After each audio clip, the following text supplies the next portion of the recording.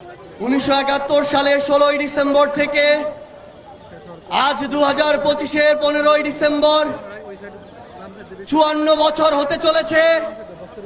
কিন্তু ওই 1971-এর 16ই ডিসেম্বরে আমাদের এই স্বাধীনতাকে যেই দেশ আর যেই মানুষদের কাছে কুক্ষিগত করার অপচেষ্টা করা হয়েছিল, ওই শকুনেরা 54 বছরেও আমার দেশকে সেই শকুনদের হাত থেকে মুক্ত হতে দিতে চায় না।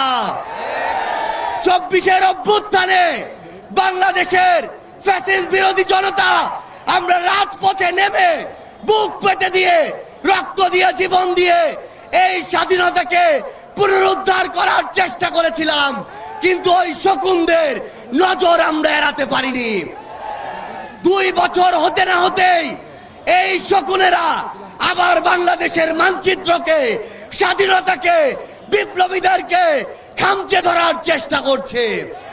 তারা মনে করছে এক ওসমান হাদিকে আক্রমণ করে রক্ত ঝরিয়ে জীবন নিয়ে তারা বাংলাদেশের মানচিত্রকে, স্বাধীনতাকে আবার কুক্ষিগত করার চেষ্টা করবে। কিন্তু আমরা স্পষ্ট করে বলতে চাই, এই 24-এর অভ্যুত্থান পরবর্তী বাংলাদেশে প্রত্যেক স্বাধীনতাকামী, প্রত্যেক বিপ্লবী এক একজন ওসমান হাদি, আবু সাইদের বুকে গুলি চালিয়ে সকল আবু সাইদদের দমানোর চেষ্টা করা হয়েছিল, কিন্তু এক আবু সাইদ এরপরে লক্ষ আবু সাইদে পরিণত হয়েছে। একইভাবে আগামীতে এক ওসমান হাদি লক্ষ ওসমান হাদিতে পরিণত হবে।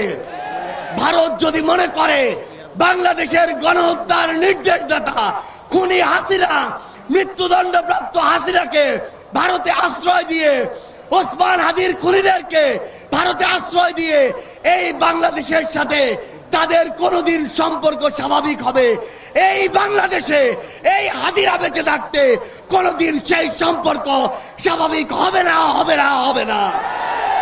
আমরা সর্বশেষ স্পষ্ট করে একটা কথা বলতে চাই, বাংলাদেশে থাকা ভারতীয় হাই কমিশন যদি বাংলাদেশের মানুষের আকাঙ্ক্ষা, চাওয়া পাওয়া, স্পিরিট ওই ভারতের কাছে তুলে ধরতে না পারে, তাহলে এই কমিশনের ওই মানুষদের ওই বিল্ডিং গুলোর এই বাংলাদেশে থাকার কোনো অধিকার নেই।